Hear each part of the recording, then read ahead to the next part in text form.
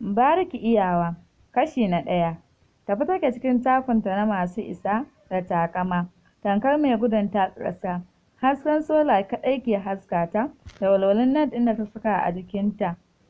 Duk wanda ya ci karo da ita, to kwa ya tsaya kallon ta, ko kuma ya wuce yana waiwayenta. Ita wata yarinya ce, Allah ya ba ta abu uku: kwarjini, kyau, sannan akwai zubi, sannan uwa uba aji. Duk ustazancinka, ka san da zamanta a cikin unguwa. Sanye take cikin riga da siket na wani ratsattsen farin net da head blue, ta zuba wata uwar sarƙa ta dirham ƙirar Dubai, ga wani shegen takalmi mai tsinin tsiya blue riƙe da ƙaramar jakarta blue, sai ƙaton net da ta rufa blue a matsayin gyale. In ka ganta za ka rantse da Allah wata 'yar shugaban ƙasa ce, ba 'yar Hajiya Ladi da Malam Audu ba. Bariki kenan, wadda take wa kanta kirari da iyawa. Bariki iyawa. Kashi na 1. Tafi take cikin takunta na masu isa da taƙama, tamkar mai gudun taka ƙasa.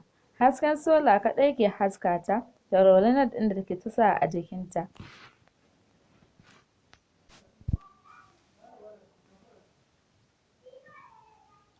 Kai daga ganinta za ka gane wani take jira, domin tana kallon agogo hannunta, tana ɗan tsuka fuskarta. Nan sai sheƙi take, ta sha make-up tamkar wacce za ta zaɓen sarauniyar kyau. Harara ta kwaɗa mishi lokacin da ya yi fakin ɗin motarsa a gabanta. Sanin hali ya sa tun daga nesa ya fara ba ta haƙuri. Hajiya Amina afuwan. Wallahi go-slow ne ya samu. Ga shi mai goge motar ne aka kai matar shi asibiti, kuma ya hana baya nan a bada motar. Tsaki ta ja kafin ta wuce mukullin motarta, tana masifa. Kai ka rasa naka aikin ai. Kai kana rasa ƙaryar kare kanka ne. Dishagun, wallahi na kusa sauya ka. Kai ko ka san yadda ranar nan take da muhimmanci a gurina? Dukar da kai yayi, Hajjaju a yi haƙuri. Ta buɗe fos ɗinta, ta ba shi 1000. Ka ban waje. Tuni ya kauce, ta shiga motar. Tana zama ta duba madubin gaban motar, kafin ta ɗauko air freshener ta fesa a cikin motar.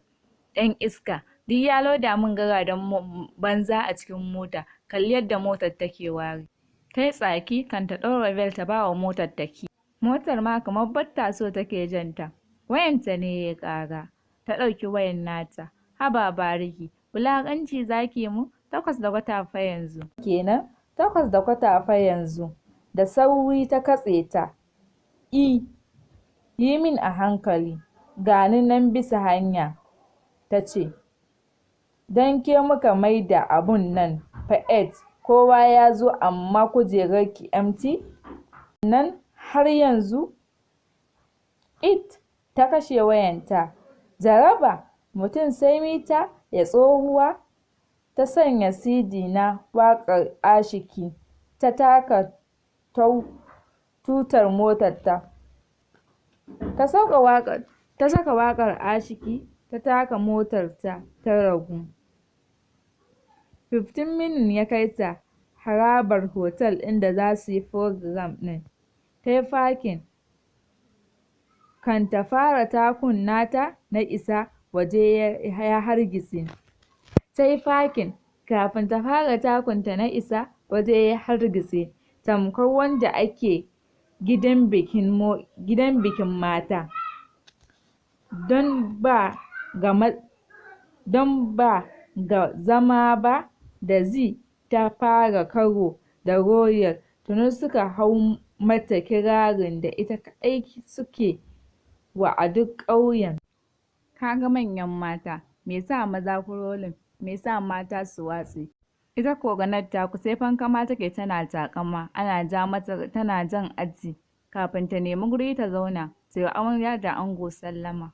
Nan daga gefen dama, ta gano wasu ƙawayenta biyu sai faman dalla mata harara take yi.